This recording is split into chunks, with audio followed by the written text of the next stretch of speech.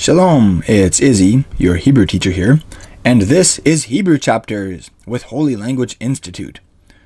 Read with me through the second half of the Gospel of Matthew, chapter 5, in Biblical Hebrew. This is a translation from the Greek texts of the New Testament into Biblical Hebrew by Franz Delitzsch, a famous Christian Hebraist from the 1800s. We will be reading today in Matthew chapter 5, verse 25 to the end of the chapter, beginning right here. Maher. The verb mahal means to rush, to hurry, to do something fast.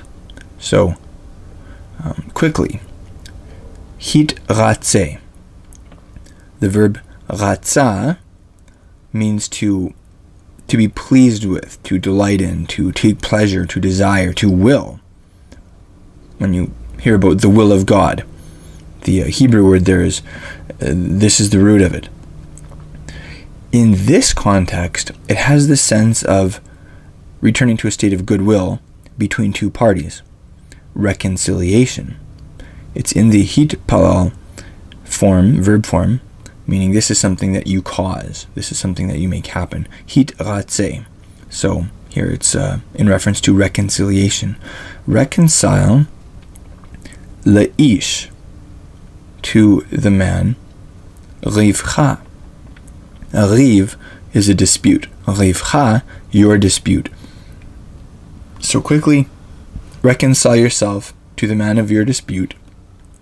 Be'odcha, basically before you or while you.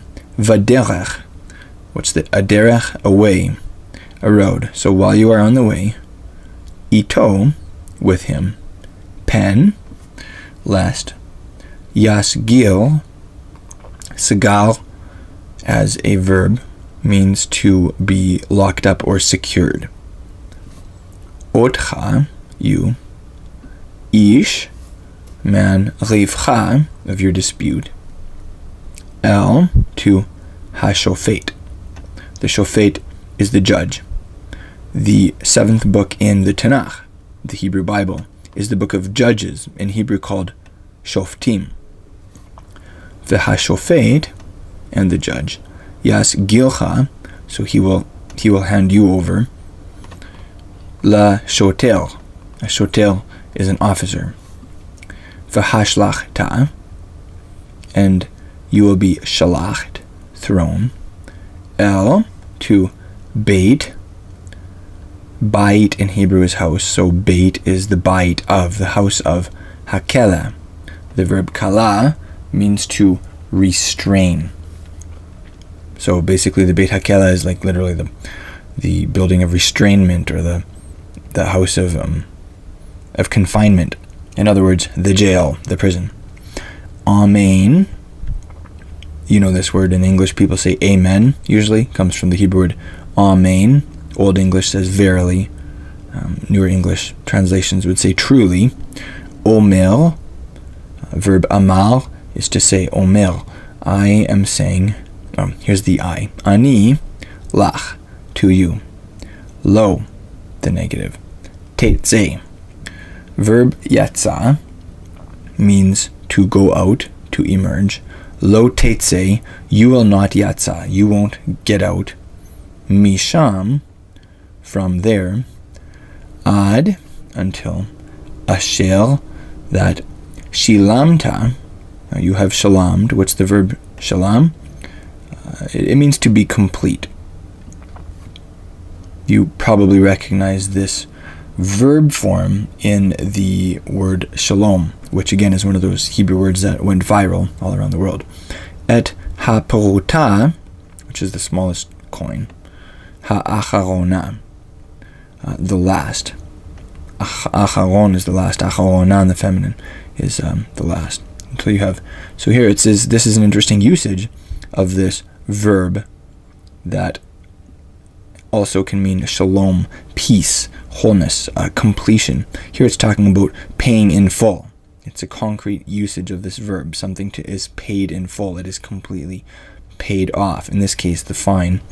Then you are not going to get out of there until then. Shmatem. Verb shema, to hear. Shmatem, you, plural, have heard. Ki, that ne'emal. It was amald. It was said. La kadmonim. Verb kadam means to go before, to precede. So the kadmonim are the ancients, those who have gone before. Lo, the negative, don't. Tin af. The verb there is na'af, and it means to commit adultery. Tin af means you commit adultery, which is why this little word lo is very important. Lo tin af.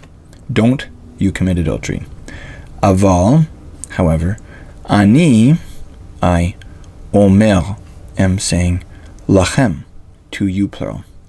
Kol, all. Asher, that. Yabit. Verb here is nabat, and it means to stare or gaze on or look at. It's not the regular Hebrew word ra'ah, which simply means to see. The nun in nabat is a weak letter, and so it is dropped. And we have yabit, will look at, gaze upon, stare. Isha. An isha is a woman. It can also be a wife. Isha is to stare at or gaze upon a woman. Lachmod. Verb chamad means to covet, to lust after, to desire. Ota, her. Na'of. Now this is interesting. It's a usage of Hebrew verbs that we don't have in English. In this usage, you repeat the verb twice, and the first time you put it in the infinitive. So here we have na'of, like committing adultery. Na'afa, he has committed adultery. What does that mean? Committing adultery, he has committed adultery. It has the sense of he most certainly has, or of a surety. That kind of idea is generally how it's understood. It can also have the sense of like utterly, like to something completely. Ba libo, in his lev, his heart. Va'im, and if. Tach shilcha, verb kashal, there means to cause, to stumble, trip up. Tach shilcha, if trips up or causes you to stumble. Ein, your ein is your eye. Here we have ein in the construct, meaning the eye of yamincha. What is your yamin? Your right hand. Remember Benjamin?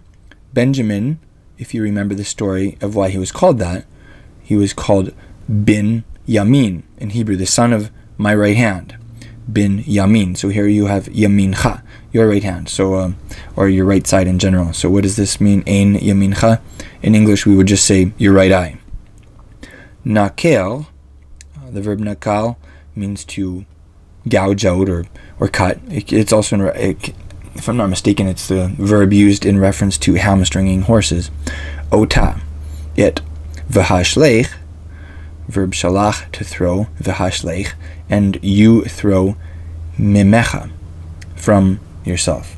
Ki, for tov, good, or in this case, it has the sense of better. Lecha, for you. Asher, that yovad, the verb avad means to be lost, to perish or be destroyed. So yovad will be lost. Echad, one.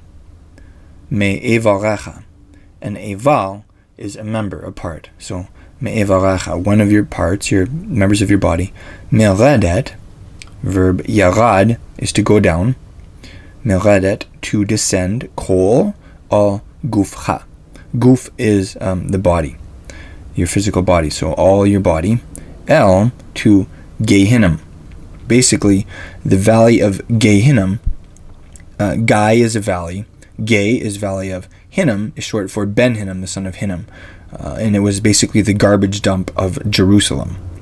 Va'im, and if Yadcha. Thanks for watching this trailer. To get this whole talk in audio or video format, go to holylanguage.com and subscribe. I'll see you there.